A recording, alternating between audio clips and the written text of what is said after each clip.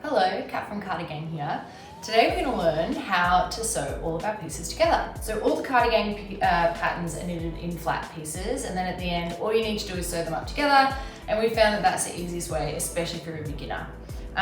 So strap in, we're going to start with the shoulders and then we're going to work our way down the sleeves, and once you've got that you'll be good to go. So the first thing to do when you're sewing your shoulder pieces together is to make sure that your piece of yarn is long enough. So once you've cut your piece of yarn, you start on one side and thread your needle through the other side. So here you can see you want your needle to go behind the V. So pick up those two bars on the right hand side and pull it nice and taut, and then do it again on the left hand side. So what we want to do is we want to match the V's up so that you've got a nice neat edge. It's important to not pull too hard because you don't want to snap your wool, and the Cardigang wool is super fine, and so if you do put too much pressure on it, it might split.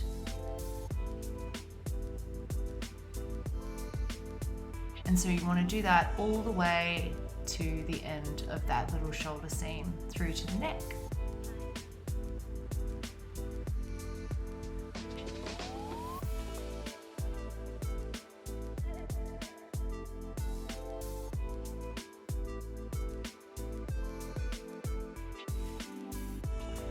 Once you've finished that shoulder, you need to weave in the end. So flip your work over, thread your needle and start weaving that wool through. And then once you've got it in and secure, you can really just cut that little bit off. Once you've done both of your shoulder seams, it's time to sew on the sleeves. So what we need to do is fold it in half so that we've got exactly where the middle part is, because we're going to match that up with the shoulder seam. So with our woolen needle, we thread it in through the back so that the tail is hidden in the middle, and we align that middle part of the shoulder with the sleeve. So here our needle on the sleeve part goes under those two bars like we did on the shoulder, and then we thread it through the edge of the work on our back panel. So here we go under those two bars again and then thread it through the edge. And we want to pull it nice and taut so that you've got a super smooth seam, but not too hard to the point where your wool snaps.